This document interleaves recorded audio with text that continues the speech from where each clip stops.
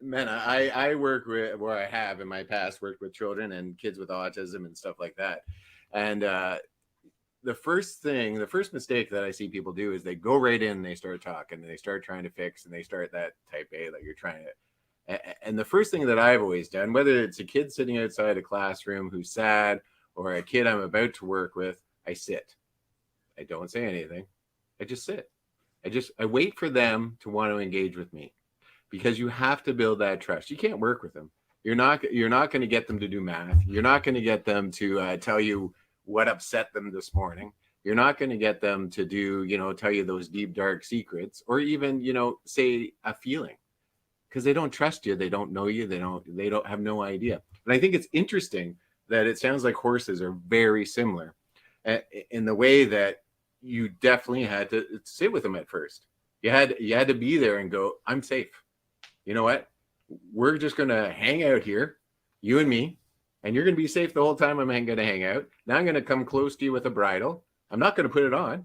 You can trust me. I'm going to wait for you. You let me know when it's okay, and we'll put it on, and et cetera, et cetera. And it's that slow motion forward. You take small baby steps until they trust you. And it's amazing what you can get once they trust you. But if you go in flying and you start asking all these questions, then you're not going to get anywhere, and you end up spinning your wheels a lot. And so I see through your work with horses, it's very similar, I am going to assume, to your work with the people that come to the horses, because they don't know you when they walk on it.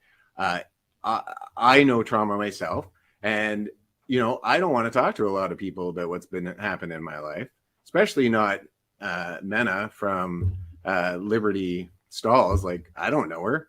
Yeah, she has pretty horses, but I'm not about to tell her about what's happened in my life. Forget it. So how do you go about that? Is it similar to the way you deal with horses, or is it more in depth? Like, how do you go about that? That's a great question. I think it took me a long time to recognize that as an empath, one of my gifts is that people had, and this was before I even started taking the coaching training, people would naturally start to tell me things about their life. Right. And that's continued throughout the years, where it's like, at first I was like, I don't know why that happens. And people say, I don't know why I'm telling you all this. But I feel like there's just some level of comfort that it is safe, that I feel like I have a huge heart. I have so much compassion, and like the horses, I don't have judgment. I don't look at anything that's happened and say, oh, you shouldn't have done that, or that's terrible, or I'm here to help people look at their stories, let go of any kind of victim mentality, so that they can be who they really are, instead of trying to do all these things to bury who you really are because you think something's wrong with you. So there's this natural feeling at first. And then I believe also that the whole energy of the environment, like you come to the farm and it's peaceful, and it's just, you're not around traffic. You're not around, all the distractions are gone. And now it's me, you, and the horses. Right. And I just ask questions, and people, I don't know, they feel that they can trust me, just like the horses know that they can trust me. And it just kind of unfolds naturally, like I said. And I learned it, you can't push it, you can't force it out.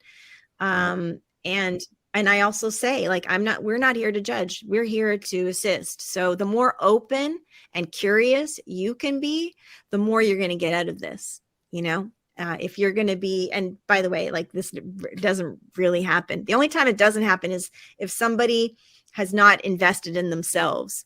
And then sometimes they come, like, I remember in my first year, I did gift certificates, and a husband bought one for his wife, and it was like this, and she didn't want to talk about her feelings. And I was like, okay, never do that again.